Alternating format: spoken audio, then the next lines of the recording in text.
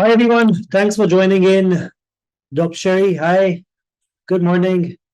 Dr. Kapil, hi. Good morning. We're just waiting for a couple of more attendees to join in. As soon as we hit a healthy number, we're going to start. We'll wait until 6:35 p.m.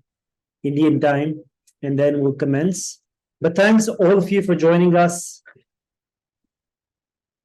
We're going to be introducing our engineering portfolio on this webinar, and a top 100 school in the United States where we're offering these engineering courses on our portfolio.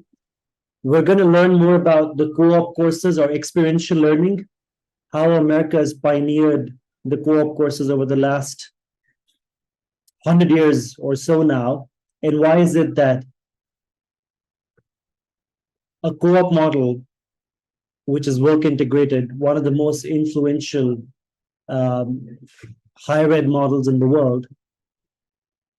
We're going to talk about the STEM OPT, or what does it really mean for students in India to take a STEM course in the United States? What difference does it really make? We're going to talk a lot about what are some of the STEM employability sectors in the United States. For those who are wondering what STEM is, it's science, technology, engineering, mathematics.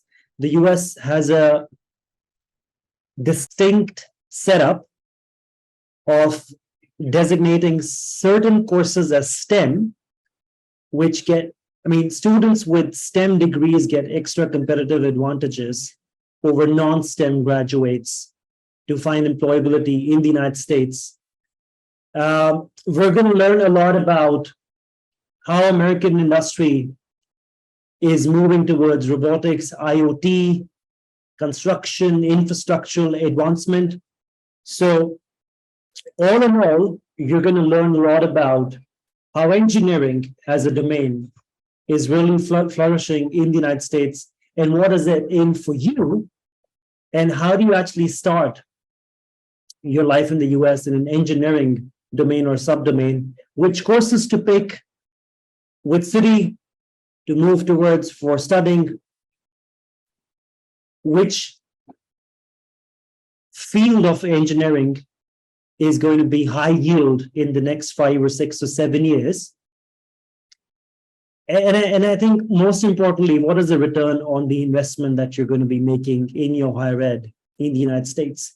So we've got one of the most renowned schools in America, the number 2 school for co-op in America, top 100 in the United States, and the top 25 engineering or STEM schools in the United States with us.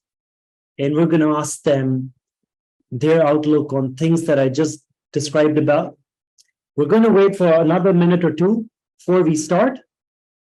And I'll invite over my colleague, Rakhi, to host them. But until then, I think just make sure that we set certain housekeeping rules here. One, the webinar is a little bit bandwidth intensive. So make sure that you close all alternative tabs that you've got open so you can optimally hear and see us. The second housekeeping rule is that there's a Q&A button at the bottommost tab. Use that to ask Rakhi, who's our moderator for this evening. She will ask Dr. Kapil and Dr. Sherry anything that you'd want to know from them. And I'm sure Dr. Kapil and Dr. Sherry will keep a tab on the Q&A button as well for them to answer you nimbly.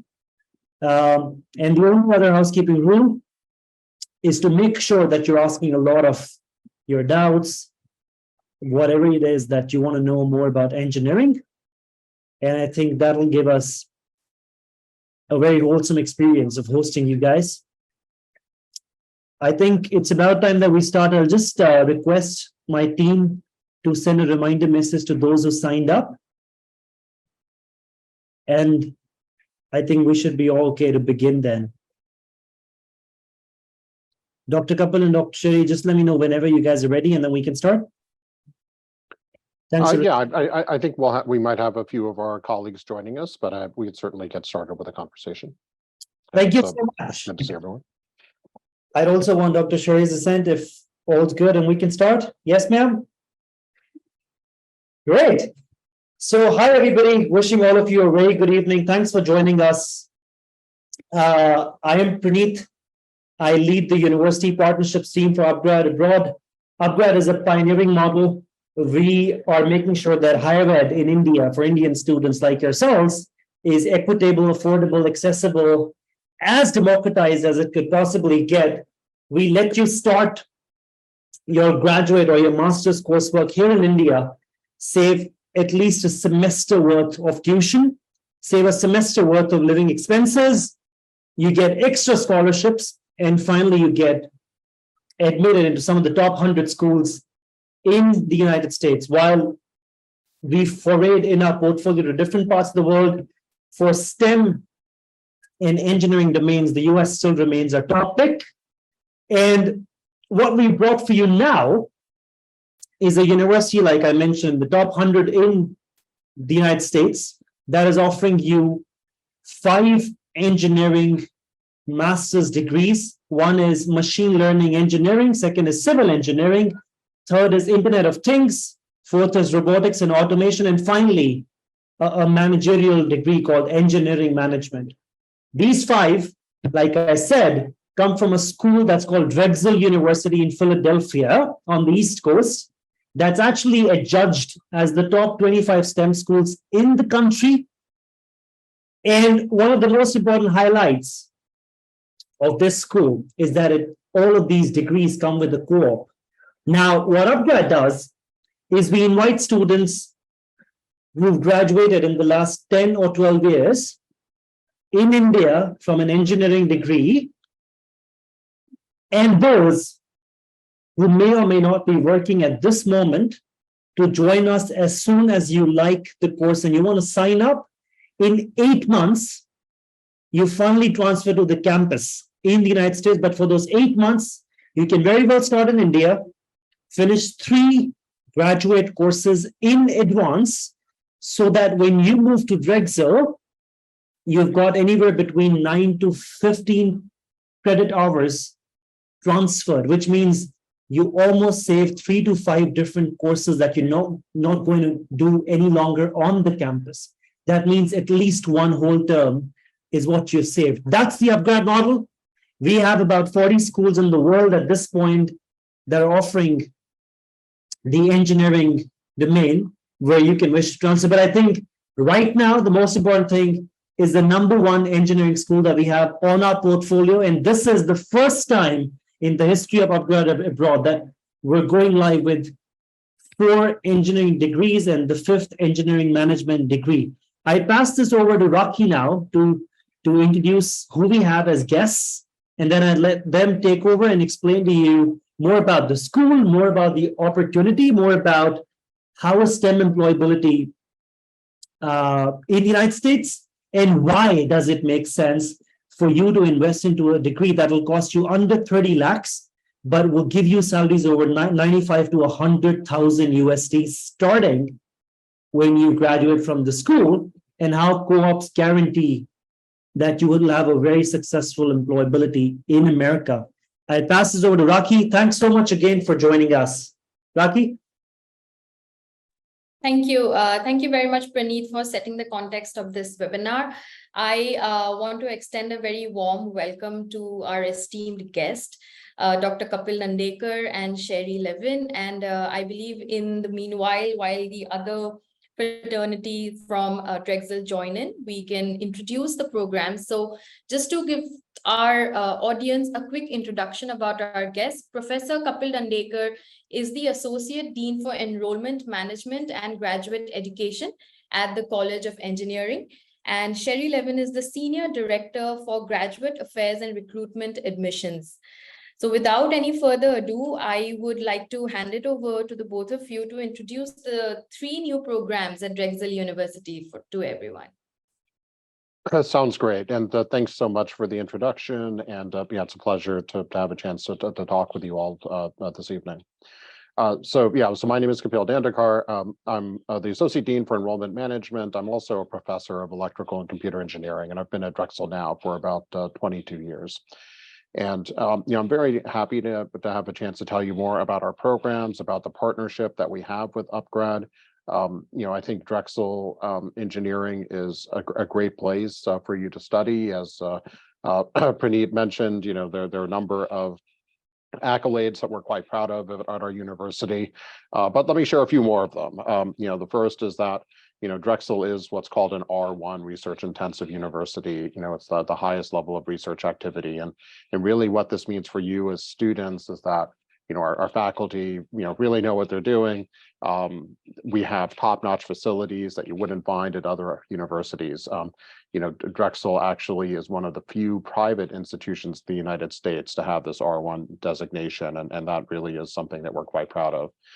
Another way that benefits you, specifically through courses and degree programs that are in our partnership, is that our classes have a unique blend of theoretical education as well as hands-on education.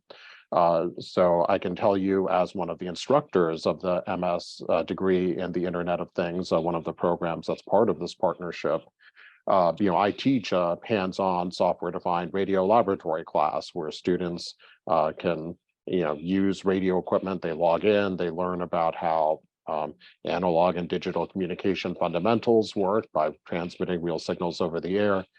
They transmit data using a full stack radio that we've developed and can look at various concepts about how modern networks work. And then we have a kind of a fun, what's called Radio Wars competition as part of that class, where, and you can tell that I'm a big Star Wars fan because, episode 4 of Radio Wars is a new radio where the students will transmit data and essentially race one another to see who can transmit data the fastest. Episode 5 of Radio Wars is the Jammer Strikes Back, where the students transmit data, but then there's a jammer that's trying to prevent the transmission of information. And episode 6, in case you couldn't guess it already, is Return of the Network, right, where the radios have to coexist with one another while there's a jammer. So that's just one example, but there are several other classes that I can mention and we'll describe later on, that show how you get not just theoretical education, but also hands-on education. So, there's the R1 designation, which is something that's really a strength of Drexel. There's also the return on investment. Drexel has been consistently highly ranked by a number of external organizations by the return on investment that we provide to our students. And I think that speaks to the practicality of our cooperative education program that allows for in the master's program up to 6 months of practical work experience to be done as part of the degree under the CPT. And I think that many employers have commented that this leads to a much more mature graduate than you'll see at other institutions. And that really is an advantage that Drexel University provides. One of the things that's very exciting about our graduate co-op program, especially as we transition into the fall of 2024, is that we're actually aligning our graduate cooperative education program with our undergraduate program. And Drexel's been doing that program now for over 100 years. It's something that we know how to do very well. We have one of the largest employee relationship databases in the country that will help you in terms of not just full-time job search, but also looking for this cooperative education. So there are lots of great opportunities for you to get involved and for you to leverage the education that Drexel provides. So let me say a few words and then maybe I'll open it up to some questions, to talk about the programs that we have through the UpGrad partnership. So, as I mentioned, or as and Praneet mentioned at the beginning, we have programs in robotics and autonomous systems, in civil engineering, in the Internet of Things, machine learning engineering, and engineering management. And for all of those programs, we've actually gone through and looked at the courses that UpGrad are providing, and having essentially a pathway to each of our programs that I mentioned. From that, and later on in the presentation, we can go through and talk about very specific classes in each one. I already talked about one of my classes in the MS and the Internet of Things, so we can go from there. So that's really the nature of the programs that we have. We're definitely very eager to hear what questions that you might have. As Praneet mentioned, we are in Philadelphia.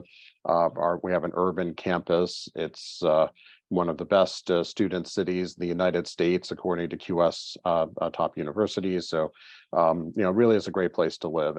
And I will also say about Philadelphia that when you look at the cost of living in the U.S. versus being in other major U.S. cities, Philadelphia is actually quite affordable, especially if you're looking at other cities like New York City or Washington D.C. So hopefully that's something that also makes our university more attractive. All right, so let me take a pause here and maybe give Sherry and Cookie a chance to introduce themselves, and then take a look at what questions people are asking. Sure. Please go ahead, Sherry. Okay, hi everybody. It's good morning to anybody in the East Coast. It's good evening where you are, I think, in India. My name is Sherry Levin, and I'm the Senior Director for Graduate Affairs and Recruitment for Drexel's College of Engineering. And I've been in that role for over 10 years, so I know a lot about the graduate programs at the college. I've worked very closely with Dr. Dandekar, and if you have any questions about the structure of the program or how things work, then you could reach out to me, and I'll also let Cookie introduce herself in a moment. We would really be the points of contact for application questions and other structural questions about the program. So welcome. I'm glad you're here, and I hope to talk to you soon. And now I'll let Cookie introduce herself. Hello, everyone. My name is Cookie Ma. I'm a program coordinator for graduate programs at the College of Engineering here. I'm very glad to see you all here. And my role here is to assist you and help you for the application process. So if you have any questions about the student's application or any process, you can contact me. I will be your main contact person. So if you confront any questions and any general questions, you can contact me. Okay. Thank you. All right, so let me answer a few questions that are in the chat, but I'd also like to give Professor Ivan Bartoli a chance to introduce himself. He's one of our colleagues in Civil Architectural and Engineering Department who designed the pathway to our MS in Civil Engineering. So Ivan, would you mind please introducing yourself and maybe telling us a little bit about the Civil Engineering degree? Yeah, thank you, Kapil, and you already thank you for the introduction. So I'm a professor, as Kapil mentioned, in the Civil Architectural and Environmental Engineering Department. I'm a civil engineer by training. With Kapil, we worked in arranging the courses that are offered in our department that are primarily in three concentrations if you want to take a master here: structural engineering, geotechnical engineering, and water resources. And basically what, for instance, in structural engineering, we offer are courses that are designed to prepare you to perform the structural design of structural systems, looking at resiliency, that is very important nowadays with climate change, looking at sustainability, basically using materials that are sustainable. And we also prepare you into learning topics about the safety of old constructed systems. So old bridges, old buildings, old dams, and we teach you how to use sensors to see if the structures are in good health. And this is just an example for the structural engineering program. We do very well also in geotechnical engineering and in water resources. If you have any questions about the civil engineering program, please let Kapil, Sherry, Cookie, or me know. Sure. Sounds great. Thank you. Thank you so much once again, Cookie and Professor Bartoli, for joining us. And I believe that we have all our guests here today. So we do have a lot of questions from our audience. And I just wanted to take a moment before Dr. Dandekar goes ahead with his presentation to ask everybody who is with us here to post their questions on the Q&A forum. This is a great chance for you to know more about each of the programs that we've introduced with Drexel. So just to set a little bit of context here, we have 5 programs with Drexel currently. One is, of course, an MS in engineering management. The other one is an MS in machine learning engineering. And the 3 other programs that we've introduced in very niche domains. So one is MS in Internet of Things, MS in civil engineering, which at UpGrad abroad is the very first master's in civil engineering program that we've added, and an MS in robotics and autonomous systems. So for everybody who's coming with diverse backgrounds, I'm sure you have many questions as to, you know, which of these programs should you get into? And this is a great chance for you to interact with the faculty and have more of these questions answered. So please do ask your questions, and over to you, Professor Dandekar. Yeah, sounds great. Yeah, so I saw the question in the chat about which programs are part of the or what partnerships are available. So these are the programs that are available through our partnership with UpGrad. I will mention also that you know, we are a comprehensive college of engineering, and we do have degree programs in other areas. So when you're asking which engineering disciplines are available, these are all of the programs that we have. Some of them are available through the UpGrad partnership. So hopefully this answers the question about which engineering discipline is available. I see another question in the chat about the co-op time duration in the United States. The co-op program is actually something that is typically 6 months. That is the typical co-op cycle. Now, it is not unheard of for there to be a 3-month opportunity, depending upon the nature of the work experience, but really 6 months is what the typical co-op is, and that, again, that's done under the CPT aspect of the student visa. So that does not count against your OPT time. I see some questions about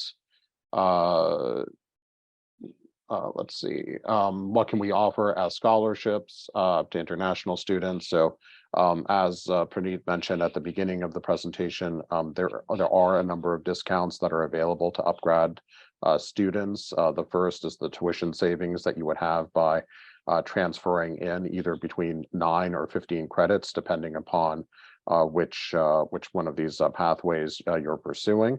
So that does lead to a reduction of tuition. And then there is a partner tuition rate as well that is discounted. So there are some discounts that are available. I do see a question about whether or not there are fully funded programs. The answer to that question is no. At the master's level, we do not have fully funded MS positions. For those of you who might be interested in a doctoral degree in an engineering discipline, that is typically where we have fully funded positions available, but those positions are quite competitive to get. So I see a question about after the course, will I get a job in the USA itself? So yes, I mean, we do have many of our students who graduate from our program are able to get jobs in the United States. So let me talk a little bit about some of the outcomes of our graduates.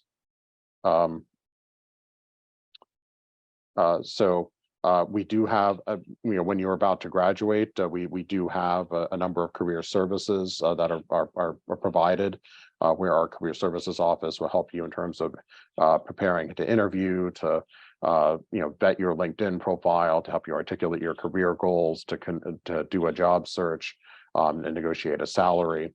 And these are some of the outcomes of our students. We have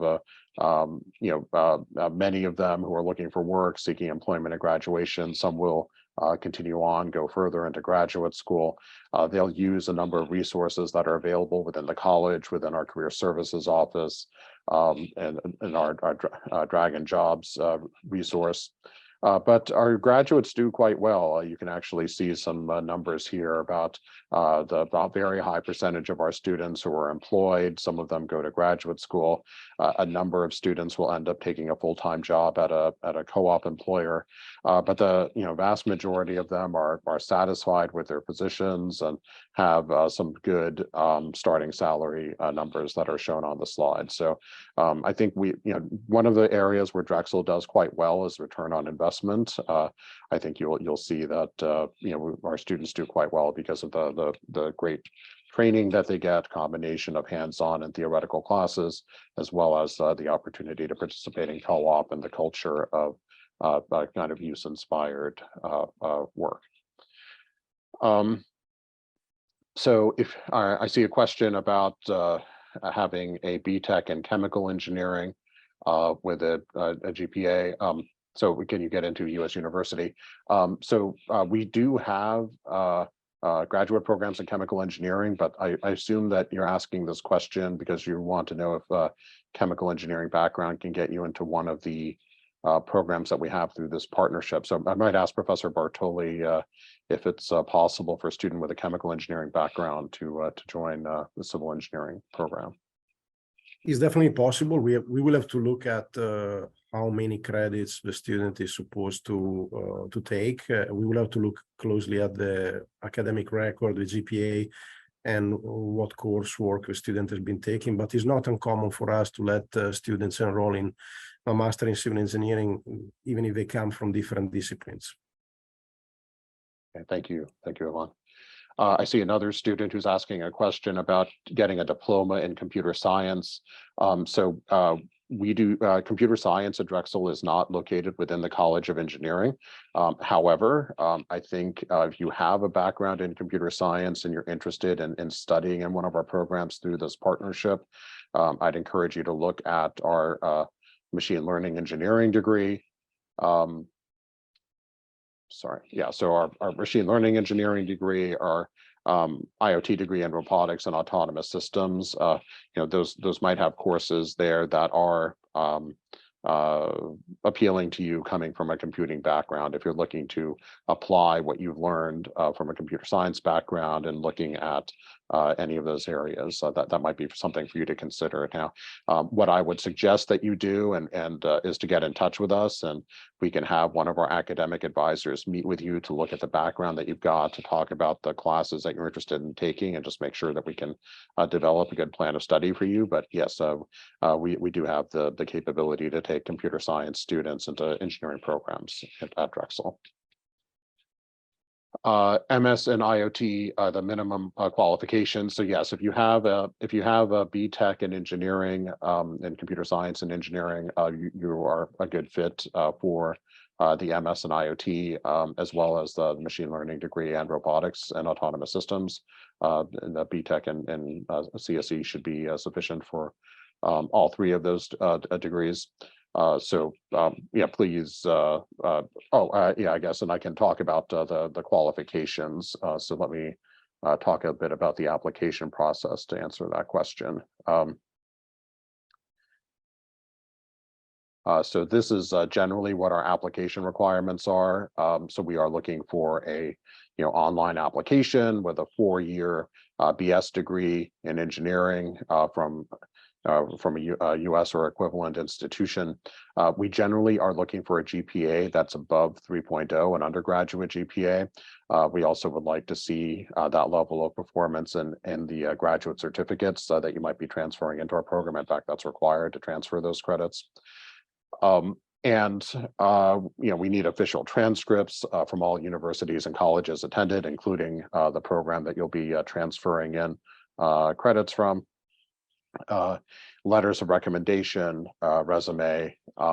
We are GRE and English language test optional. For GRE, we're optional for English language proficiency. If you can certify that your language of instruction was English for your undergraduate degree, we can waive English testing requirements, and then you need to have an essay in there. So hopefully that answers the question about what the requirements are for the degree. There's a question about looking for a master's in civil engineering.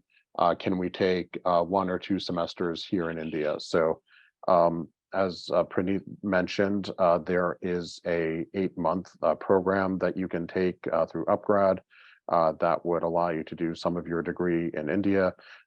After that, there would be 15 credits, quarter credits that would be transferred in. So that would be between 1 and 2 quarters worth of material that you would be able to take in India before transferring it to the United States. So I might ask Professor Baroi here to maybe talk then through a little bit more about the MS in civil engineering pathway for you who would be taking that path. So I don't know if you want to say, Yvonne, a little bit more about the degree and some of the courses that are in there. Yeah, of course. Thank you, Kapil. Definitely, there is this opportunity to take some of the coursework in India and then complete the master here.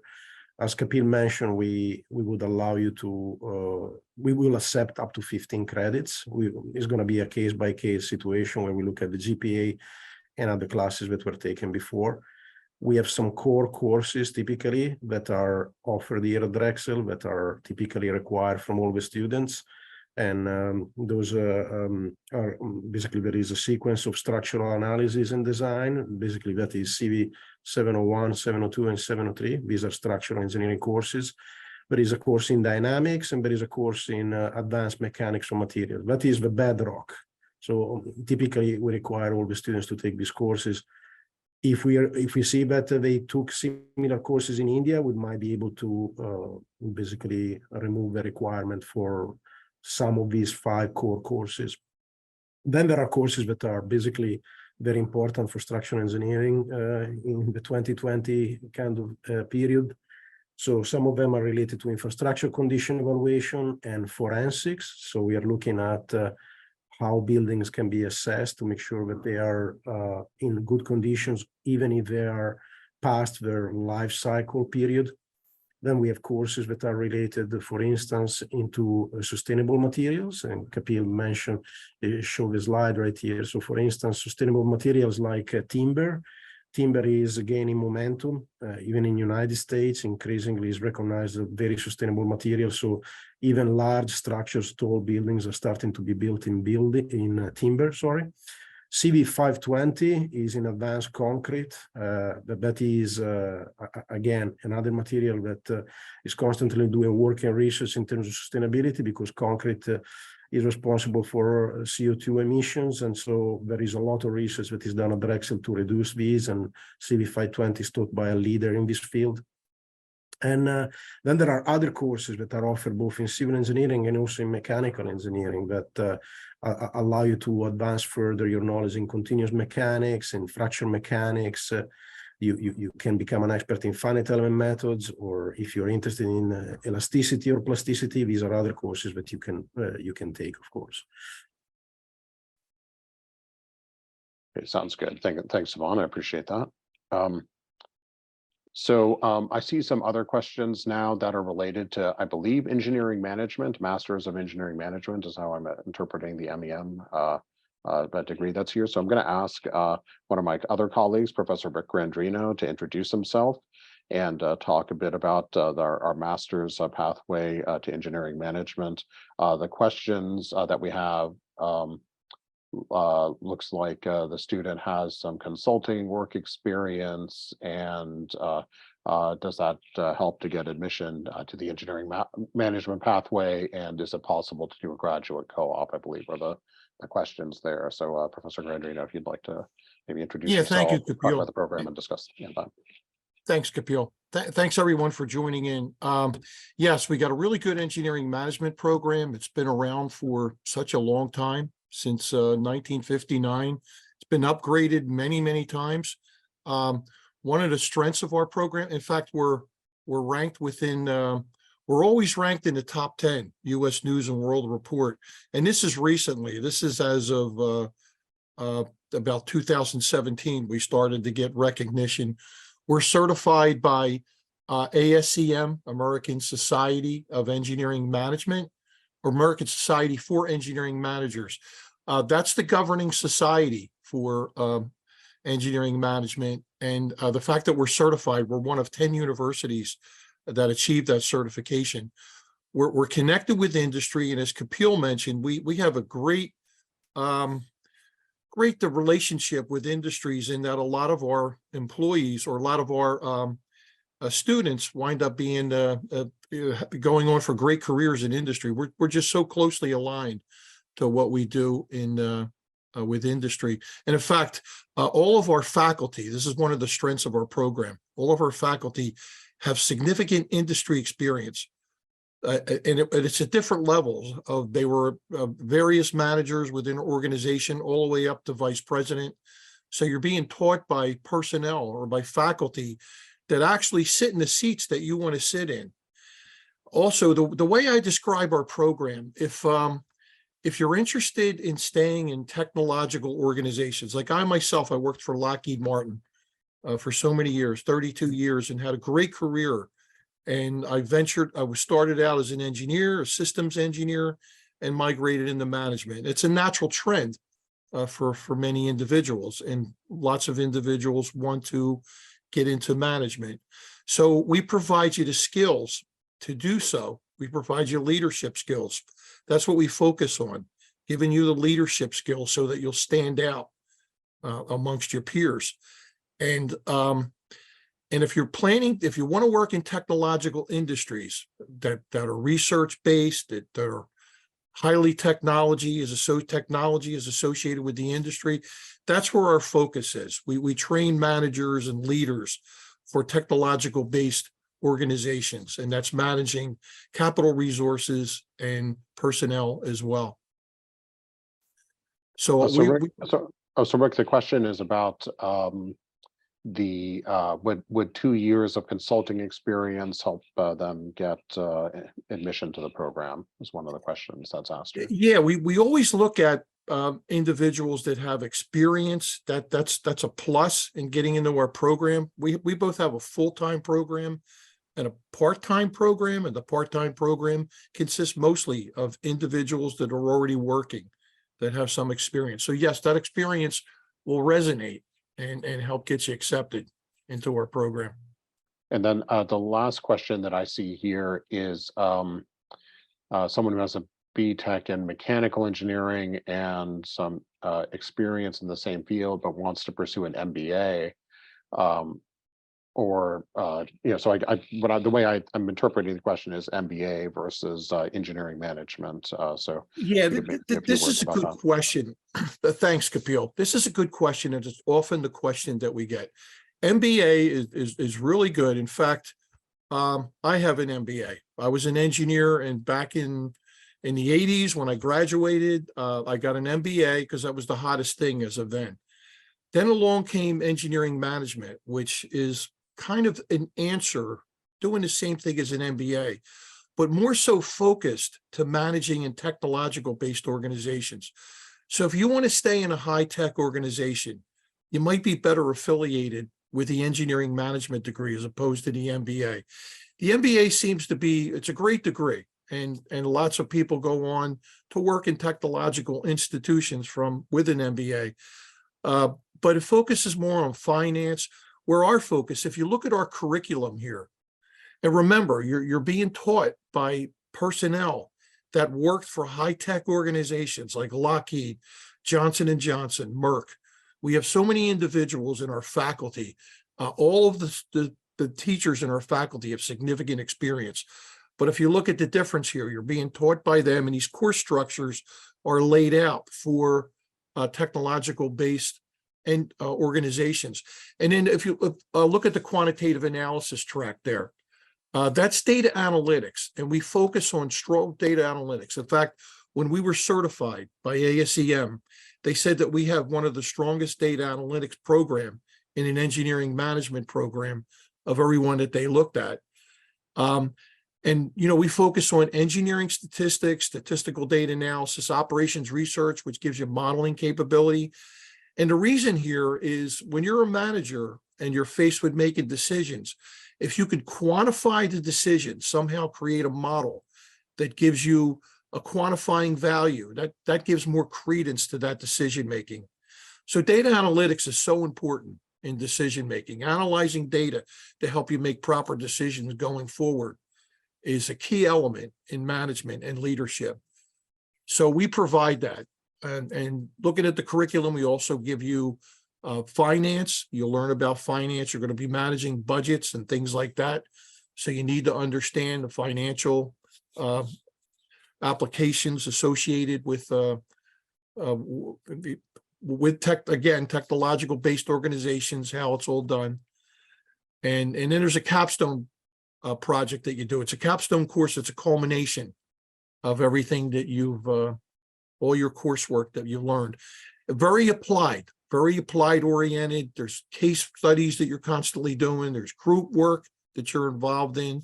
And again, I really accredit our faculty, because we have such good faculty, and that's allowed us to be one of the top 10 programs in the country. Sounds great. Thanks, Rick.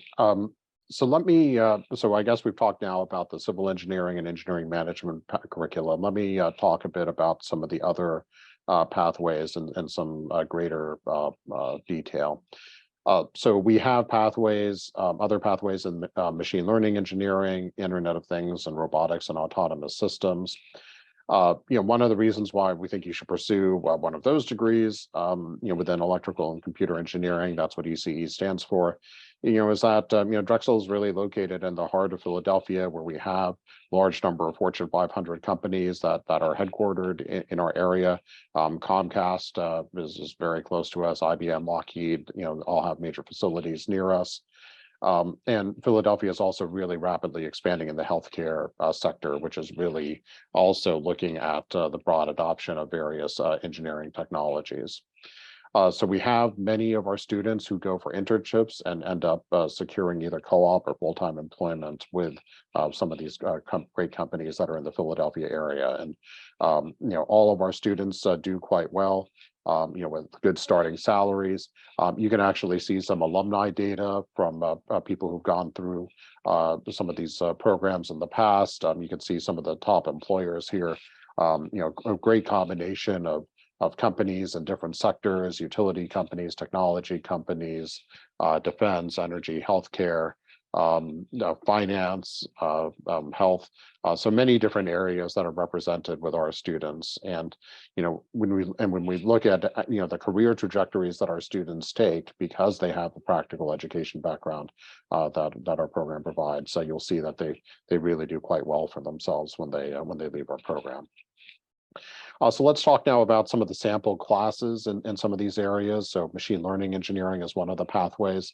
The program is structured in a way so that you can take foundations of machine learning engineering, so you can learn how various machine learning approaches are put together. That involves the underlying mathematics and theory of how ML algorithms are put together. You can look at how you would actually implement those algorithms, just doing machine learning development and putting that onto practical computing platforms.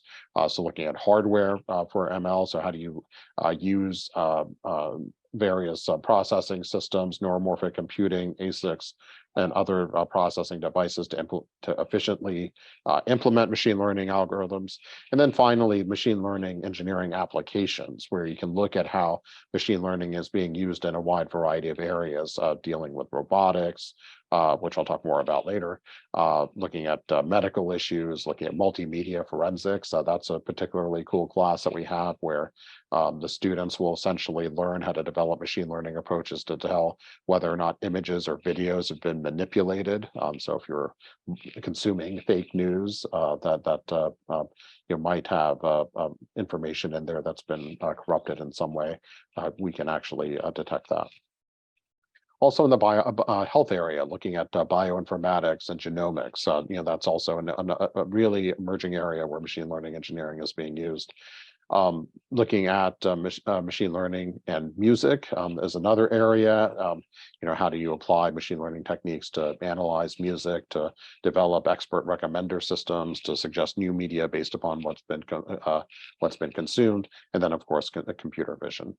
So looking at foundations, the implementation, hardware and software, and then applications of machine learning engineering is generally how the degree is put together. We can talk also a bit about our class in the Internet of Things, some classes there, and you can see here I mentioned the radio class that I teach, the software-defined radio laboratory. Actually, one of the radios is pictured there on the slide, as is the spectrum of the signals of the users, radios, the students' radios that are hopping around in the spectrum as a TA is trying to jam them.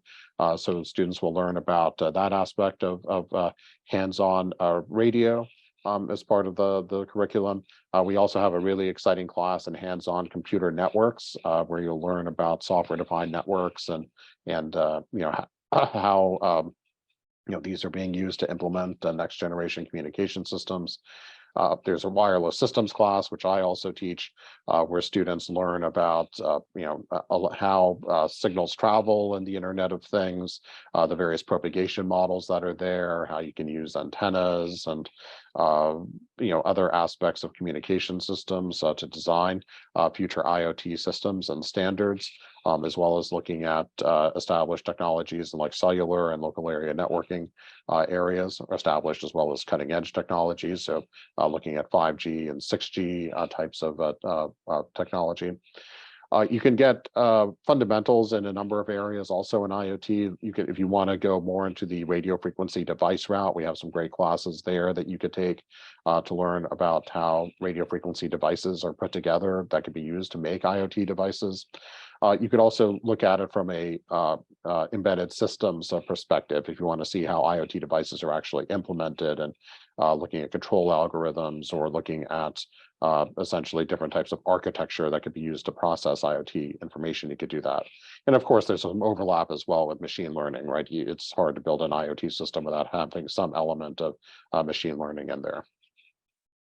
And then finally, we have also a robotics and autonomous systems a program, and this program also has a really great mix of theoretical classes as well as hands-on classes. So we have one of our newest faculty members, Professor Lifeng Zhao, who's putting together a really fantastic robotics teaching laboratory where students will have the opportunity to do some hands-on experiences with robots, use robots for different path planning and other types of applications. So you can see some of the classes here, a good mix of control classes, motion sensing, motion planning, decision-making for robots, computer vision, again, some ties to our machine learning courses. If you're interested in applications and medical robotics, there's a class that you can take there as well.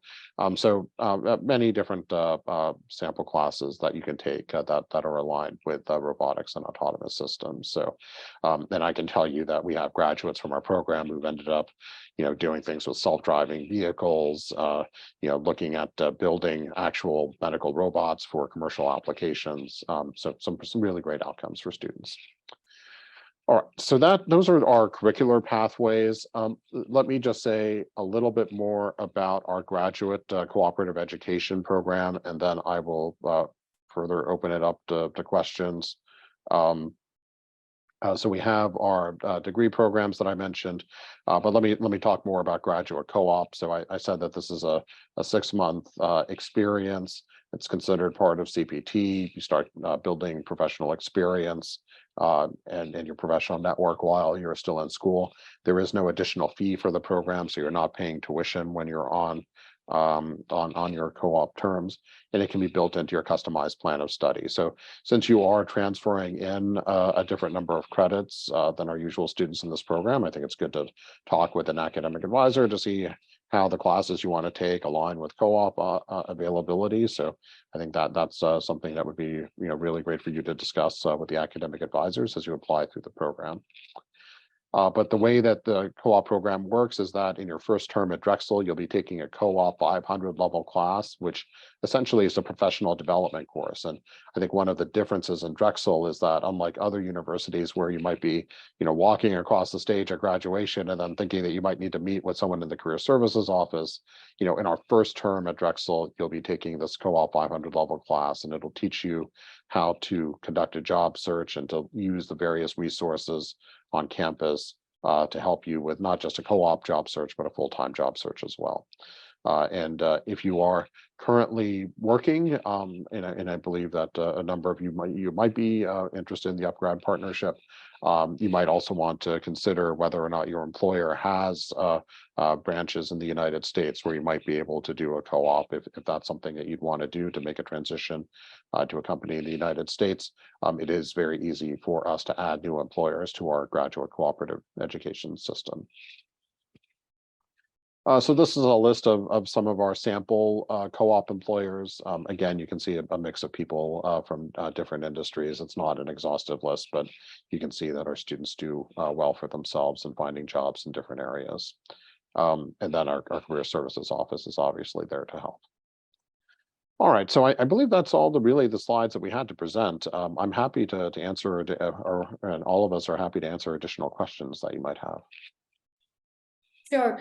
Thank you so much, Professor Dandekar, for the very elaborate presentation, and to everyone else on the call for giving us a very detailed explanation about all the programs that we've introduced at Drexel. I believe we do have some additional questions, particularly with respect to who can be eligible for each of these courses. But one thing that really struck me during the presentation was with respect to the programs you spoke of, that is MS in Robotics, and the other one is MS in IoT. Of course, these are very new age programs, and for a lot of our learners, I'm thinking that this is something that they've also heard for the very first time.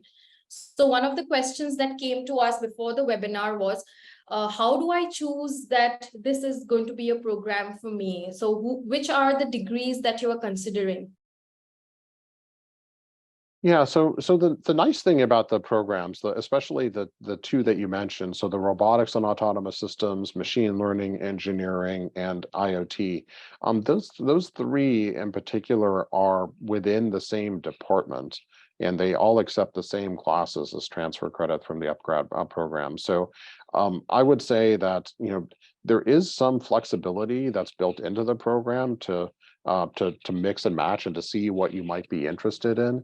There are a lot of people who are going into machine learning engineering, right, and machine learning topics. So, but having said that, there is a very substantial industry in IoT devices and telecommunication systems and robotics and autonomous systems that are all looking to hire people.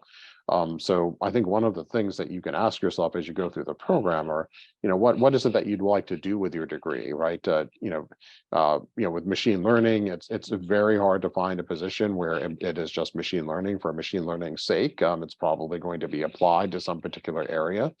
And, if it's applied to, some cyber physical system or some robotic system, maybe you consider, the MS robotics degree with some machine learning classes, or if you're looking at telecommunications with machine learning, to flavor the degree that way as well. So I think there is some good ways for you to customize the degree to what your interest would be. But there, to answer, the question a different way, I mean, there is a lot of yes, machine learning has a lot of hype associated with it because there's so many computing companies that are out there, but I think there is a lot of industry as well looking into telecommunications and robotics that would also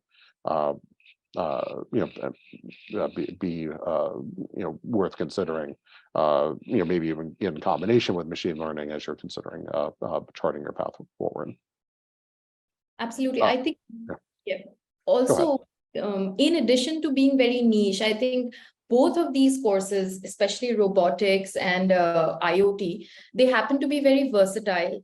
And, IoT engineers, there's a lot of demand for IoT engineers, and you can venture into data analytics, or you can even venture into cybersecurity, network infrastructure. So, Professor Dandekar, just like you mentioned, it all boils down to what is it that you want to do and what is it that you want to make out of your degree. But I think sometimes learners are conflicted about knowing what they want to do because they don't know what's out there. So it would be really helpful if you can shed some light on career outcomes, the typical career outcomes, and in automation, so to say, which are the sectors which are looking for people who have, passed out with these degrees? Where is it really booming? Yeah, I mean, I mean, this actually shows the plot of where students in these programs actually end up now. And you can see that there's a really good mix, and frankly, it's not always immediately obvious, how the preparation would lead to some of these outcomes. But like, I'll point to something on the slide that always surprises me a little bit, which is the number of our graduates who end up in finance. Right. Yeah. And I think that shows that, the training that you get as a machine learning engineer, or in other areas, can really be used in many different areas, right? So for finance, for example, it's really important to have low latency communication links so that you could do micro trading, or developing new types of processing so that you can make trades more efficiently. So it isn't always immediately obvious, right? But I think one of the strengths of the engineering degree is that it allows you to have the versatility to get an engineering degree and then go into not just a conventional or traditional engineering discipline, but also into like finance or health or one of these other areas. And I'd say that also another way that you will learn what pathway to choose is through our cooperative education program, right? As I mentioned, you'll take a co-op 500 level class in your first term at Drexel, and part of that is articulating what your career goals should be. So it's not something where you just wait till graduation and then you start meeting with employers. There are alumni networks on campus that you can network with people in the different industries and see what they're doing. There are regular career fairs. There are other resources that students can use to learn about what the different pathways are. And frankly, our degree programs also have I'd say especially in the three areas you mentioned, quite a bit of flexibility, so that the students can customize it. If, as you say, they want to go more of a cybersecurity route, or embedded systems, or radio frequency, or whatever, they can pursue those pathways. I think it's not one of those things where you need to know like immediately, today that, I'm going to get a degree in this, I'm going to go into exactly that field. But I think we give you a lot of the tools to look at what your background and interests are, and to allow you to discover that yourself. And I think one of the great things about cooperative education is that it can show you what you like, and it can also show you what you don't like, right? And you can also use that as a way to adjust your career trajectory as well.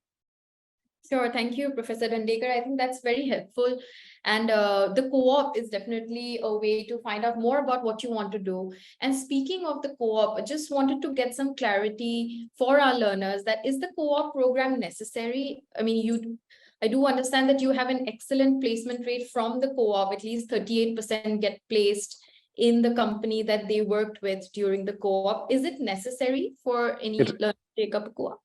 It's not required, no. So you can do a program without the co-op, and certainly if you are looking to upskill and you already have a job, or where you'd like to go, that's not required. The Steinberg Career Development Center will also help you with your full-time job search if that's necessary, but it is not required to do a graduate co-op. And it is a competitive process, meaning that it's it's employment, it's not a placement, right? So if for some reason you aren't able to find a graduate co-op, you can transition to a degree to a purely coursework only degree. Sure. Thank you. So in the interest of time, we'll just take a couple of more questions that have come up from the learners' ends. But before that, I wanted to take up one question pertaining to the MS in Engineering Management program. And I believe I can address it to Professor Grandino. Hi, Professor Grandino. So yes. The question was with respect to, let's say I have passed out with a technical degree, whether it's a BTech or a BSc or a Bachelor of Engineering, but I'm conflicted about whether I want to go ahead with an MBA or an MS in Engineering Management, because that's a very common transition that engineers make. They venture into management. So would you help us get some clarity on this? Yeah, I think if you want to stay within a technological based organization, you may be better off with the engineering management because the focus is technology. If you want to work on Wall Street, if you want to work in commerce, the MBA seems to be better affiliated for that. If you're really strong with finance, you might want to venture in the MBA. But if your interest is to work in a technological organization like I did, Lockheed Martin, and engineering management is really big in the Lockheed Martin because of the fact that we focus on technology and we focus on, and all of our professors worked in industry that teach you the skills to manage resources and personnel in technological based organizations. So we got a good one. We're ranked in the top 10. We're really proud of that. Yeah. Okay, so it depends on what kind of outcomes that you're looking at after you. Exactly. Yes. Yes. If you want to be more in marketing, although there is technical marketing. So if you're in technical marketing, still the engineering management, it's often a difficult decision to make. And I'm seeing more and more, the whole idea, the engineering management curriculum was created back in around the 70s and 80s as an alternative to the MBA, specifically for engineers that want to learn business practices, management practices, organizational practices in theory, but at the same time retain the engineering that they were brought up with, and that allows them to stay in engineering technological organizations. Does that answer your question? Yes, I think that answers my question. Yeah. Thank you, Professor. My final question would be to Professor Bartoli, and this is with respect to the civil engineering program. You've covered that, it comes with 3 distinct specializations in geotechnical engineering, water resource engineering, and structural engineering. And one of the questions we had from our learners is, how do I choose which concentration or specialization I want to venture into? Also, with respect to what kind of career outcomes would I have after I've pursued an MS in civil engineering? So, in terms of what kind of infrastructural jobs are out there, and in which sector are these jobs concentrated? So first of all, I really appreciate the question because it allows me to follow up on something that I should have mentioned before. So right now, the job market for civil engineers in the United States is extremely strong and extremely competitive because there was an infrastructure bill that was passed roughly a year ago. And so they are really searching a lot for civil engineers. So I can tell you that the master students that we graduated, they all got a job with or without co-op experience. The second thing, the discipline that you select is based on your interests. So you're going to do a job for quite an extended period of time. My suggestion is to select a discipline that you're going to enjoy. So for me, it was structural engineering, but for many people, it is water resources. That is an extremely interesting discipline right now, especially with climate change. We are expecting increasingly events like storm events and intense rain all across the world. So increasingly, engineers have to be ready to design things that will be able to withstand this kind of extreme events. So water resources deals with water management in any possible form. So you can imagine how this is critical right now. Geotechnical engineering is also a very strong discipline and is connected to, for instance, construction in highways, is connected with management of slopes, is connected with design and management of dams. It is a very, very strong discipline as well. So again, all these areas are affected in a way by climate change, and they are very popular right now in our program. So I don't know if I responded entirely to your question. I know that it was many sub-questions. So if there is something that I missed, please let me know. No, I think you've answered my questions. And the reason why I also asked that is because of the fact that it's very common to see, especially when we see graduates who've passed out with a bachelor's in civil engineering in India, there is a paucity of jobs with respect to that particular field. And I think in civil engineering particularly, we do see a lot of transitions into management. They do not tend to find any roles in infrastructural management. And that's something that you covered. And I also wanted to just follow up on that question. I will not take too much time, but you did mention about the fact that geotechnical engineering, and the outcomes with respect to that. But if I were to speak of infrastructural management, so in which areas would the jobs be concentrated in which parts of America? Because that is something which gets a lot of interest from our learners. Well, infrastructure management across United States, definitely, but again, definitely in cities, in large cities. And that is why we have, as Kapil mentioned before, we are located in the heart of Philadelphia. Getting a civil engineering degree, master or undergraduate, in the middle of nowhere, or getting it in the middle of Philadelphia where there is construction going on at any level, also in buildings, that, by the way, is something that civil engineers can deal with. It makes a big difference when it comes to engineering management. I think that there are great opportunities in the Philadelphia region, but in all the major cities across the United States. Sure. Thank you, Professor Bartoli. And with that, I think we can conclude the webinar. I believe we already overshot the time at 7:40, but I really want to take a moment to thank all of our guests for joining in today. Thank you so much for taking our time out of your busy schedule. This has been a wonderful discussion, and I'm sure learners have gotten a lot of insight, and they're really looking forward to us launching these programs. And I'm sure you are looking forward to having learners on board all of these programs. And before we close the webinar, any final thoughts from our experts for our learners? Professor Dandekar. Sure. We're very happy to have this partnership, and we really look forward to seeing you on campus. Actually, this week is our first week of classes, so we're on the quarter system, so it is a little bit later than you might see at other universities, and we definitely am really looking forward to the partnership with UpGrad, and look forward to seeing you guys on campus. So thank you all very much. Sure. Thank you all very much. Thank you, and very good evening to everybody.